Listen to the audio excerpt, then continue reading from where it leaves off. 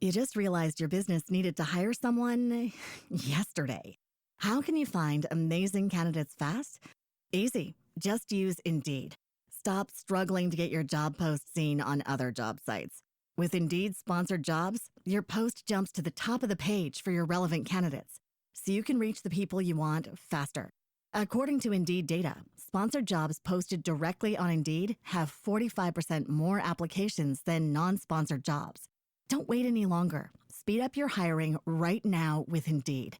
And listeners of this show will get a $75 sponsored job credit to get your jobs more visibility at Indeed.com/kidsandfamily. Just go to Indeed.com/kidsandfamily right now and support our show by saying you heard about Indeed on this podcast.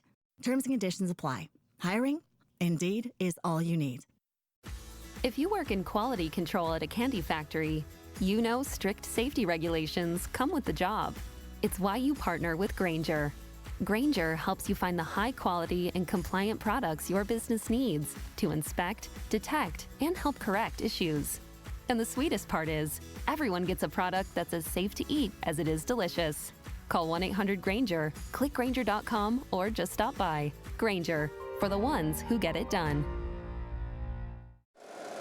Every team, every topic, everywhere. This is Believe.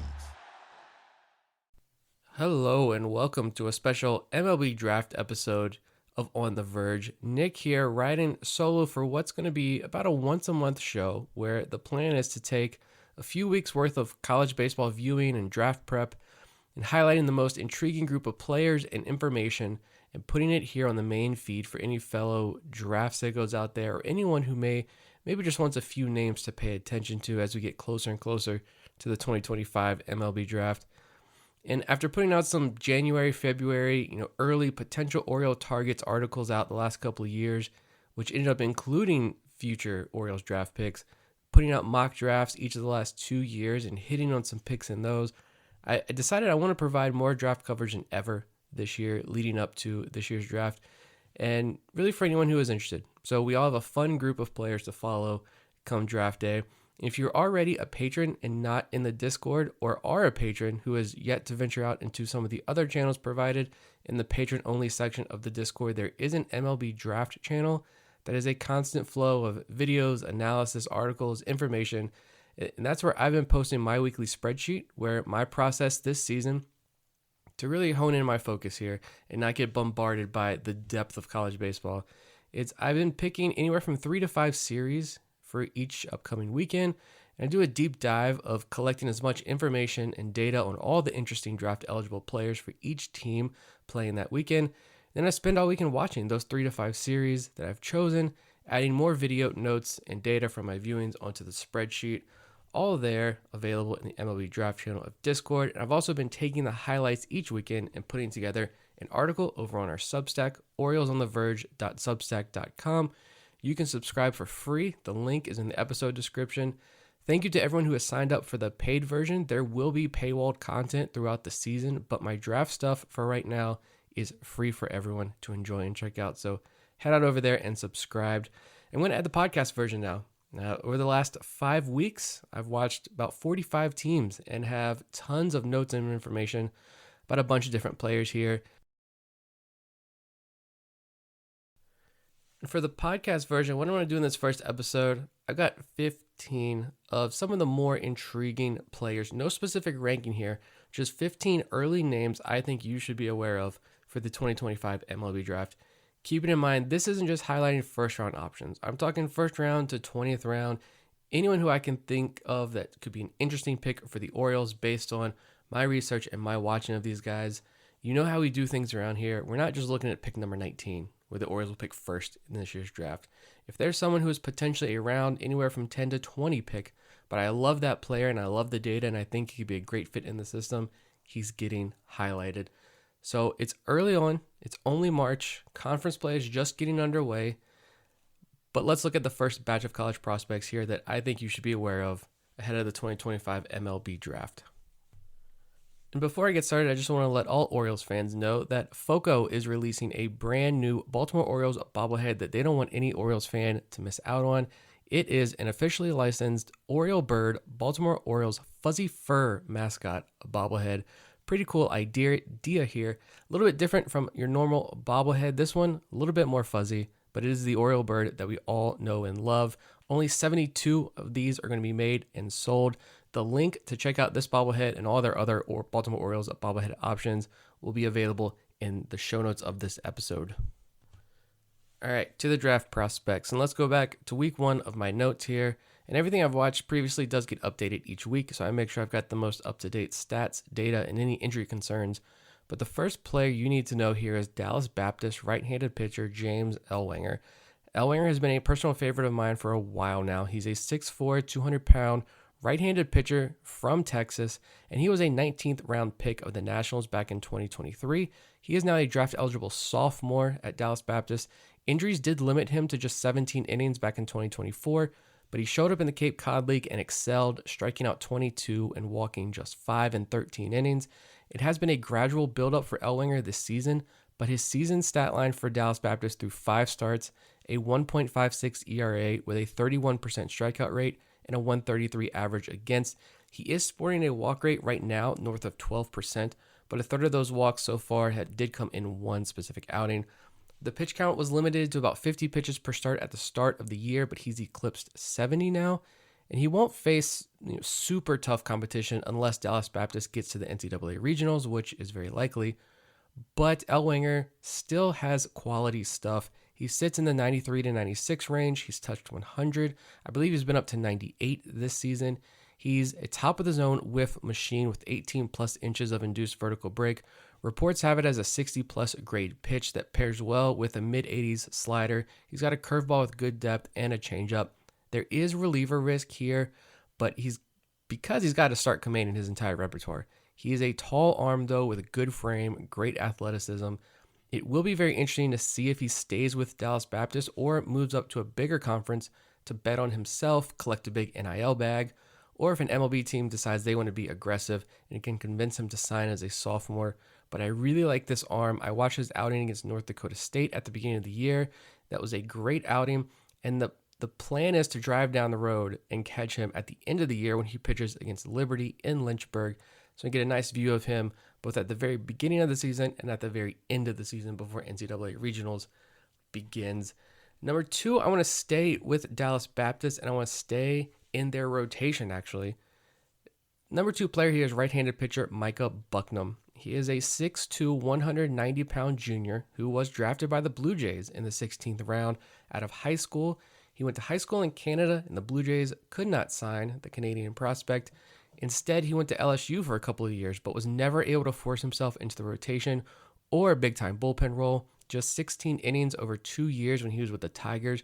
But he has had 2 successful seasons on the Cape Cod League, and a successful stint in the MLB Draft League during that time span. So scouts have had a ton of opportunities to watch him pitch. Now he's got a full-time weekend rotation spot with Dallas Baptist. And according to Joe Doyle over at FutureStarSeries.com, Bucknam is a, quote, pick to click among some scouts this season. In my viewing, he was up to 97 miles per hour. He sat 93 to 94. The slider is beautifully tunneled with his fastball and produces elite whiff rates. His changeup gets good depth and fade. It is a high-quality 3-pitch mix with really good velo. Through 5 starts, he has a 4.76 ERA, but that comes with a 3.48 FIP, a 29.4% strikeout rate, and just an 8% walk rate, so much better than his Friday night partner in James Ellwanger.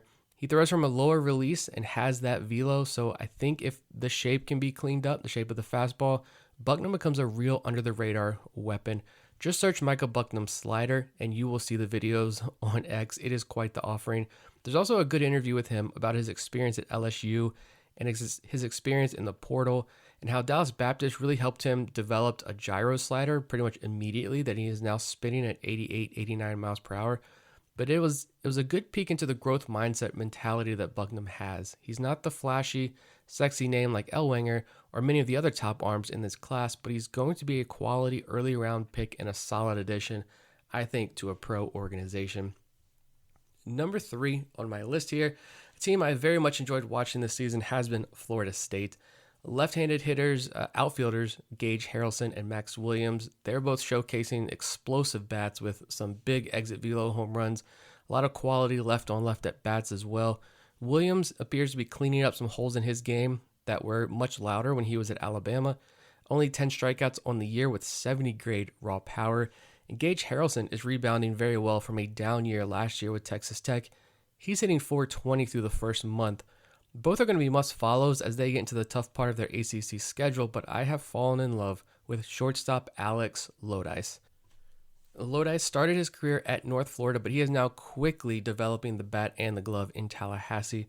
During preseason action in late January and early February, Lodice started piling up the home runs, topped out at 105 miles per hour per reports.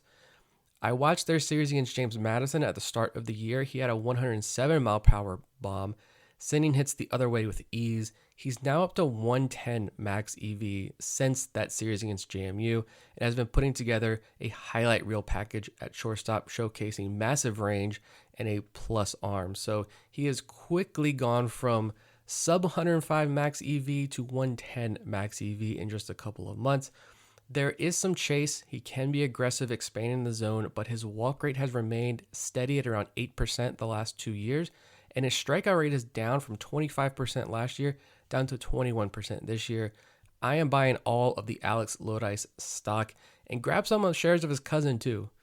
Georgia Tech middle infielder Kyle Lodice is another fun name to follow. He was a D2 transfer, plus defender, average to above average tools across the board. And despite playing at the D2 level last year, he's one of the top hitters in the ACC through 5 weeks of play. So Alex is the stud, but if you see the last name Lodice, just go ahead and buy the stock on both those guys. Number 4 here, a guy who I just watched the other day, Oklahoma right-handed pitcher Kyson Witherspoon. Witherspoon was actually just mocked to the Orioles at pick number 30 in Baseball America's latest mock draft, which had the Orioles going high school shortstop at pick 19, Witherspoon at 30, and Indiana outfielder Devin Taylor at 31. So high upside shortstop, one of the top pitchers in the draft class, and one of the better college hitting outfielders. That would be quite the haul at the top of the draft here for the Orioles.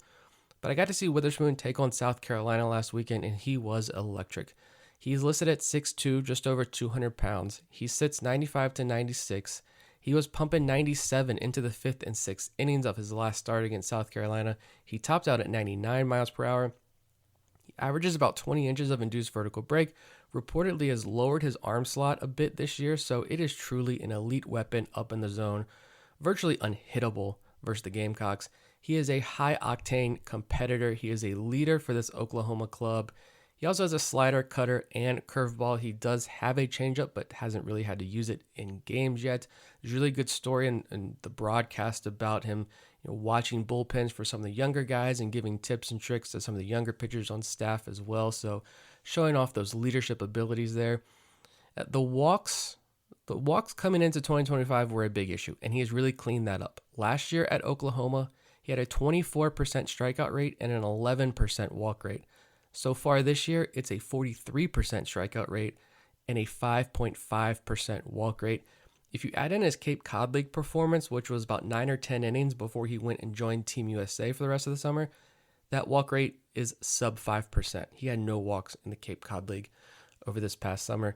He will be a first rounder, and if he keeps pitching like this, the Orioles may have to be looking at him at 19 and not 30 or 31. He may even go before then, but Kyson also has a twin brother Malachi who pitches on Saturdays for Oklahoma. Very similar pitchers, maybe a tick lower velo for Malachi, more control issues, way more of a reliever risk for Malachi, but it would be an awesome story if they were able to remain together in a pro organization.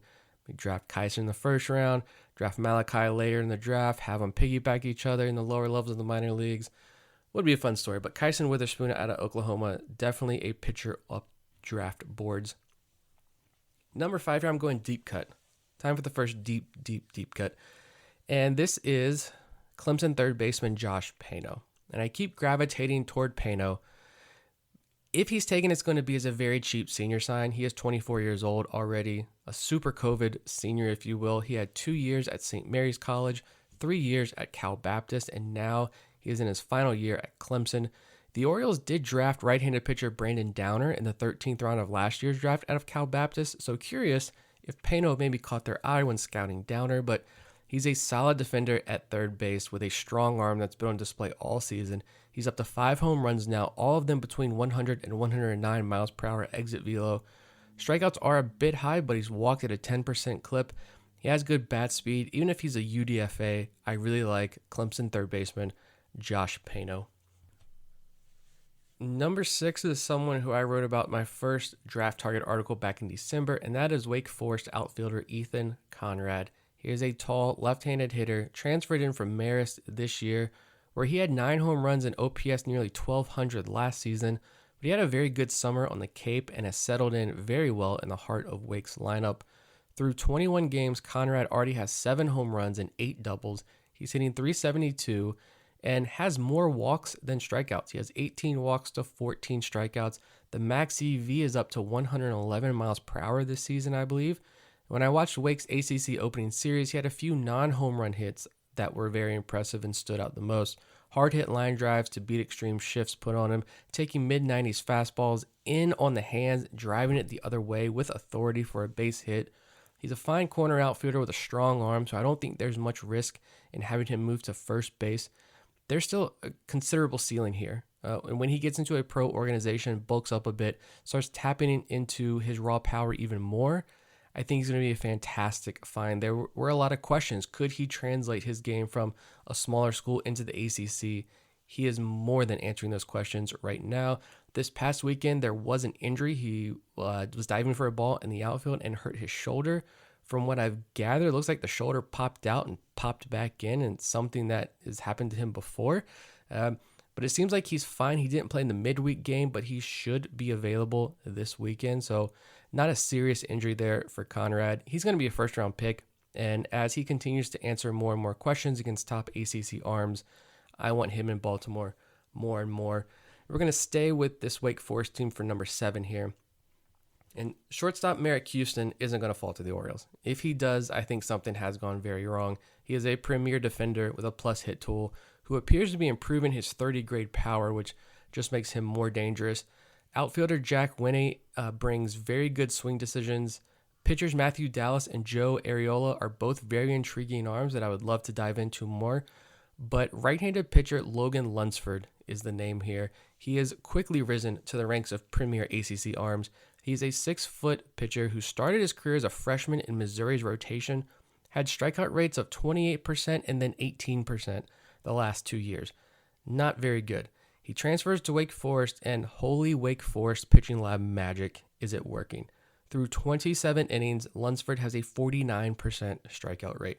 Now, obviously that won't stick as he goes deep into ACC play, but he has already faced Notre Dame and Miami to start ACC play.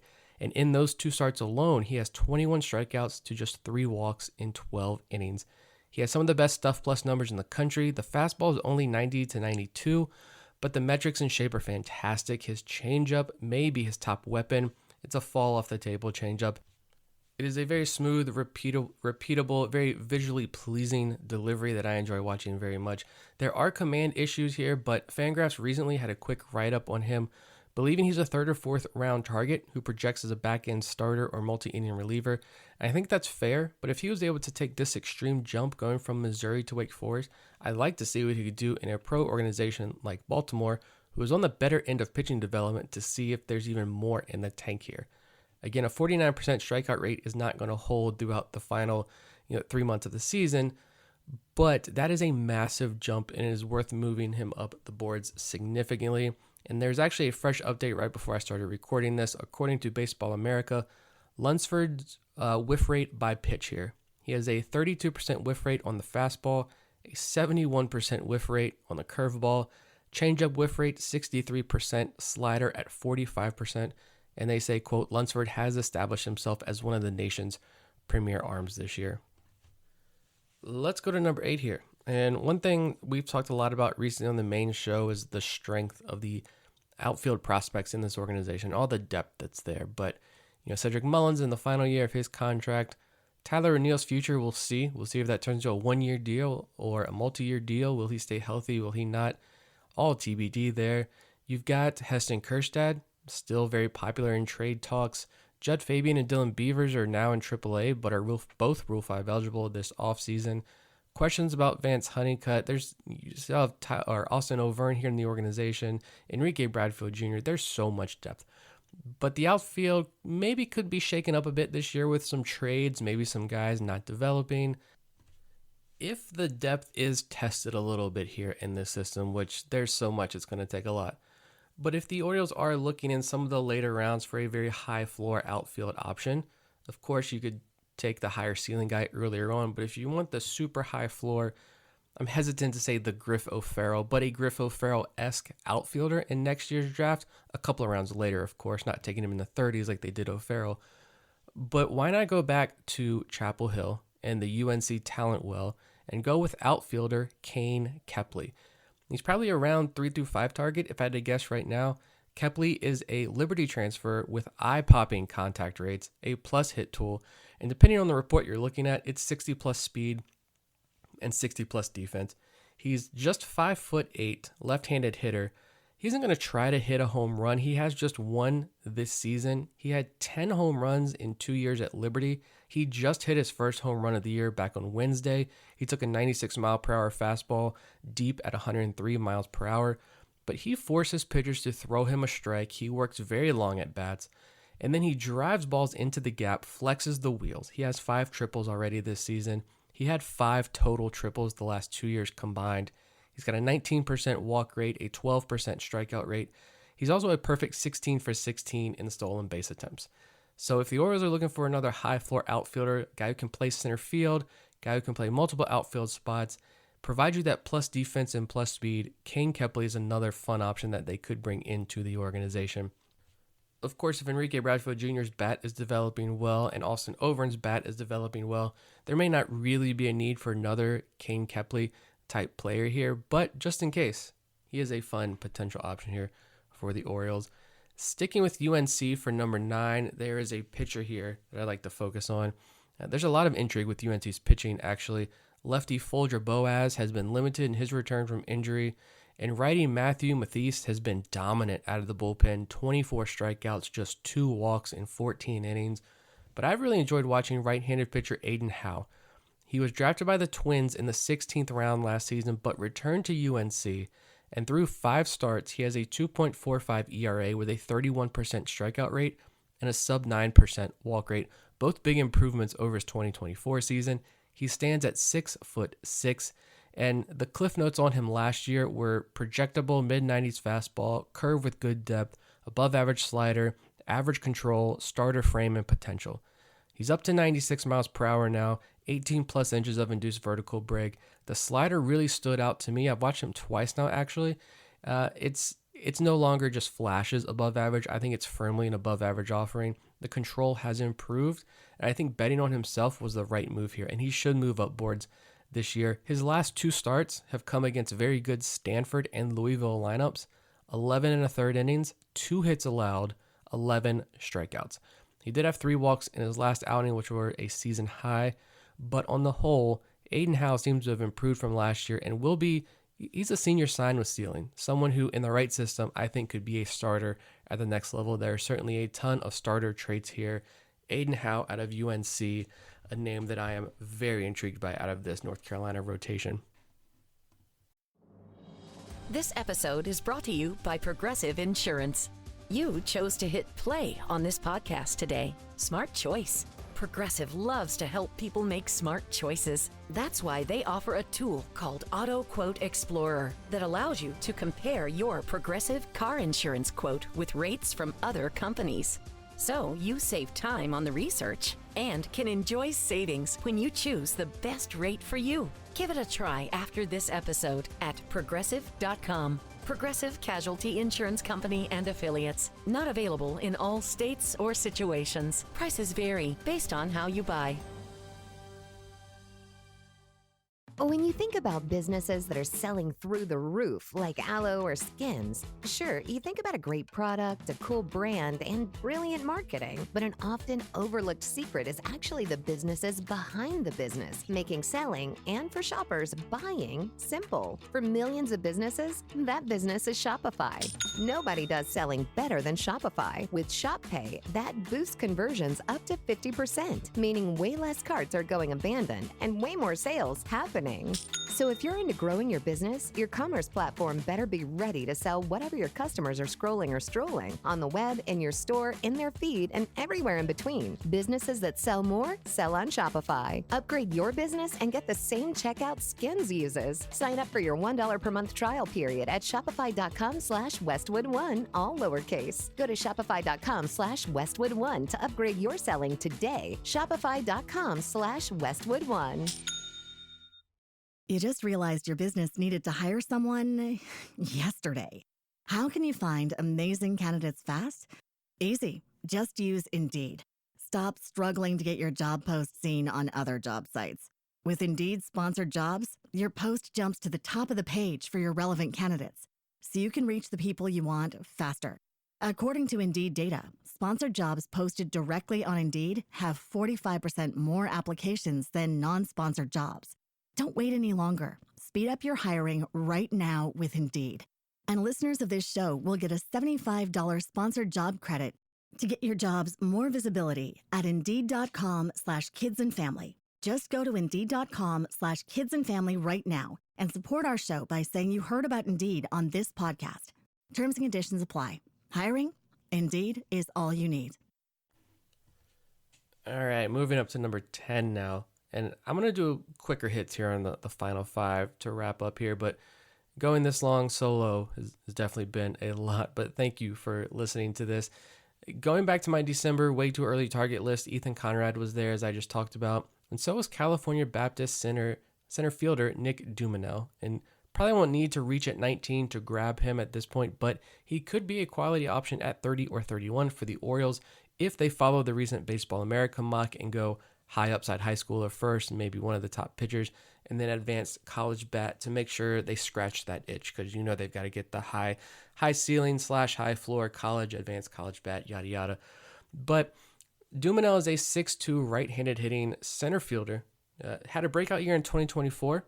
Did prove it was for real though, and not just a breakout against mid-major competition. With a solid season out in the Cape Cod League, 4 home runs, 12 doubles, a 312 average and 900 OPS on the Cape last summer. He is aggressive, can expand the zone a little bit, but while I saw this a lot when I watched him in this series against Air Force, he does work long at bats. And so he is aggressive, but he has good bat to ball skills, good eye at the plate. He's up to 12% walk rate this season. He has good speed at 60 grade speed, and I didn't get a chance to see him challenged in the outfield, but most reports believe he should be able to stick in center field. I like Dumanel because I think all the parts are here. There's good speed, there's good defense, there's above average power, there's good bat speed, there's an all fields approach, saw that on display over the weekend against Air Force. Production on the Cape with the wood bat, very good in zone contact rates, already has lowered his hands, has a toe tap going. Put him in a pro player development system and let's see how much they can get out of Dumanel. I do think the ceiling could be quite impressive once he gets into a pro development system. Number 11 here, Davian Hickson, right-handed pitcher out of Rice. The Rice program has been a mess this year, having already fired their coach. But Hickson stands at 6'2". He was the Rice closer last year. He's the Friday night guy this year. Tops out at 97 miles per hour with 20 plus inches of induced vertical break, a 2,700 RPM slider with huge horizontal movement. He's apparently lowered his release as well by a healthy amount already this year. The stuff is there to be a big target, but control is a big issue. He has a 14% walk rate, which is kind of brutal, but a 30% strikeout rate right now. I'd love to see him out of Rice in a pro player development system to see how much a pro team can get out of him, because he really shined against USC a couple of weeks ago. It was a pitching duel on the Friday night game of that USC-Rice series. And on the other side of that duel was the 12th player I want to highlight here today, and that is left-handed pitcher Caden Hunter out of USC. He spent 2 years at Sierra College and is USC's Friday night arm now. He's a 6'2 lefty running a 27% strikeout rate and a 10% walk rate. I've seen him up to 95 miles per hour with 18 to 20 inches of induced vertical break. The fastball really explodes out of his hand. It is a good curveball. The changeup flutters away from right-handed hitters and under the barrel. I watched him against Rice, and it was a great duel between him and Davian Hickson.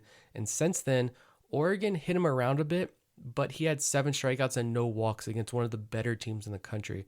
And then the following weekend, he held Michigan to 1 run on 3 hits, but he walked 4 and struck out 4. So a mixed bag to start Big Ten play, but I do think you're going to see his name pop up a little bit more as the season progresses. And actually, just the other day on the D1 Baseball podcast, they do a Big Ten only segment, thankfully, because Big Ten games are on Big Ten Plus only. They are not on ESPN Plus. So now that Big Ten play started, I don't get to watch them. I know a lot of people listening to this are probably University of Maryland fans. I'm not. I'm not a Maryland guy. I don't watch Big Ten sports.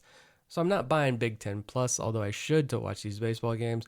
But D1 does a fantastic Big Ten only podcast. And they mentioned after watching, they had some eyes on Caden Hunter out at UNC, talked to some scouts who were there that watched Hunter start, and they said he is legit. So it's really good to see positive news here on Caden Hunter as the season progresses. Number 13, Arizona State outfielder Isaiah Jackson. I love this guy. I love Arizona State baseball team in general. This is a fun lineup. Outfielder Kian Vu is another name I think you should pay attention to very closely. Left-handed stick there. But Isaiah Jackson is a 6'3", 205-pound left-handed hitter who he mans center field for Arizona State and has a stoic presence in the box. He overhauled his setup in the box this spring, and as he describes it, he has a wider load to start. He actually ditched the toe tap, going with a small leg lift, but he says the whole operation now is much more clean, is much more repeatable for him. He lowered his hands and now feels more comfortable with his swing, and it's led to a lot of success this year. The batting average is up 40 points to 301 right now. He's matched his 8 doubles from last year already in 100 fewer at-bats. He's up to 4 home runs, half of his 2024 total already. The strikeout rate is down from 24% to 17%, and I've seen a max EV of over 112 miles per hour, so he has certainly improved. I'm intrigued to see how it performs down the stretch here against good, I was going to say Pac-12 play. They're not in the Pac-12 anymore. The Pac-12 isn't really a thing anymore. In Big 12 play, I think that conference is going to be wide open, but Arizona State also has lefty Ben Jacobs as their Friday night guy, another fun arm to watch. Love some Sun Devil baseball. 2 more names here I want to highlight. Number 14, South Carolina. Let's go to the Gamecocks. South Carolina center fielder Nathan Hall. He is a 6'2" right-handed hitter. Spent 2 years at Clemson, didn't get to play much. Joined the dark side, or the good side, depending on your stance in this rivalry, if you have one. But he is getting full-time run now at South Carolina. He's hitting .398 on the season up to this point. He has a 14% walk rate compared to a 12% strikeout rate. He has just 2 home runs, but he has 7 doubles. He is 7 for 8 in stolen base attempts. He has a max EV of 113 miles per hour from what I've seen. He showed out defensively when I watched Oklahoma-South Carolina series last weekend. He's someone who I think is very, very quietly going to be a good pick. If a team can get him to add loft to the ball, really start tapping into his raw power, you see the max EV there, that is a very good number. Start turning that raw power into game power. I think the ceiling becomes much more impressive. It is a projectable frame. He looks like this big, strong, athletic hitter in the box. And I think you're going to start to see his name on more and more lists as national outlets start updating and expanding their draft list here.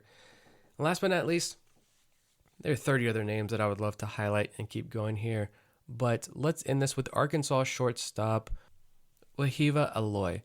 Aloy was mocked closer to pick 40 in Baseball America's latest mock draft, and the scout who helped put that mock together noted that there isn't this massive separation between the top of the shortstop class, Merrick Houston at Wake Forest, Dean Curley at Tennessee, and Ava Arquette at Oregon State. So Aloy falls into the 30s.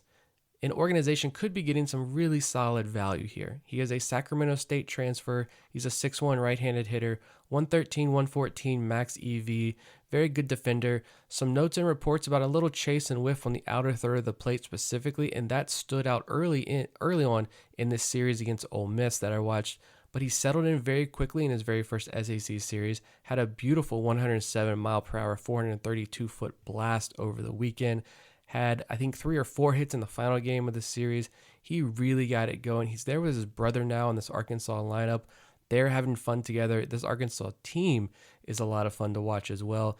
Zach Root got the start Friday night, transferring from ECU, a guy with a lot of helium coming into the year. Did not have a very good start at all, but Aloy stood out. And also, if I'm going to end on Arkansas, I do need to shout out outfielder Charles Davalin. He's a draft-eligible sophomore, lefty stick, had 2 100-mile-per-hour home runs over the weekend against Ole Miss. He's a 5'8" transfer from Florida Gulf Coast, plays all 3 outfield spots, has experience at second base, 93% contact rate, and per Joe Doyle, he's one of 6 hitters in the country with a sub 11% whiff rate and a max EV over 110 this season. He ambushes pitches and has just a 6% strikeout rate compared to a 13% walk rate. So let's add some more Arkansas bats to join Kerstad and Taven Josenberger on this roster. If you are still listening at this point, thank you very much. I hope you heard a name or two who intrigued you. Come join the Patreon. Link is in the episode description. Get access to the patron-only Discord channels. Join the discussion in the MLB Draft channel. See my weekly notes with anywhere from 20 to 40 players per week. Head over to Substack as well, oriolesontheverge.substack.com for weekly draft notebook articles highlighting the best and most intriguing players I watched during the previous weekend. This is going to come out sometime Sunday or very early Monday morning, but by then I'll have a new article up. I'm going to be looking at Arizona, West Virginia this weekend, 2 programs who are into the top 25 now. Sunbelt play is getting well underway with 2 of the top programs in Troy and Coastal Carolina. A lot of very under the radar, very intriguing names over at Coastal Carolina. And then the big series this weekend, Tennessee, Alabama, in Alabama. That actually starts Thursday night. So a fun weekend of baseball on tap. I will have my notes on all 3 of those series over in Discord and Substack. I'll do another one of these in a few weeks. In the meantime, have a great rest of your day, and I will see you all again on our main show. You just realized your business needed to hire someone yesterday. How can you find amazing candidates fast? Easy. Just use Indeed. Stop struggling to get your job post seen on other job sites. With Indeed sponsored jobs, your post jumps to the top of the page for your relevant candidates, so you can reach the people you want faster. According to Indeed data, sponsored jobs posted directly on Indeed have 45% more applications than non-sponsored jobs. Don't wait any longer. Speed up your hiring right now with Indeed. And listeners of this show will get a $75 sponsored job credit to get your jobs more visibility at Indeed.com/kidsandfamily. Just go to Indeed.com/kidsandfamily right now and support our show by saying you heard about Indeed on this podcast. Terms and conditions apply. Hiring? Indeed is all you need. This is a mini meditation guided by Bombas. Repeat after me. I'm comfy. I'm cozy. I have 0 blisters on my toes. And that's because I wear Bombas, the softest socks, underwear, and t-shirts that give back. 1 purchased equals 1 donated. Now go to bombas.com/listen and use code LISTEN for 20% off your first purchase. That's bombas.com/listen and use code LISTEN at checkout. If you work in quality control at a candy factory, you know strict safety regulations come with the job. It's why you partner with Grainger. Grainger helps you find the high quality and compliant products your business needs to inspect, detect, and help correct issues. And the sweetest part is, everyone gets a product that's as safe to eat as it is delicious. Call 1-800-GRAINGER, click Grainger.com, or just stop by. Grainger, for the ones who get it done.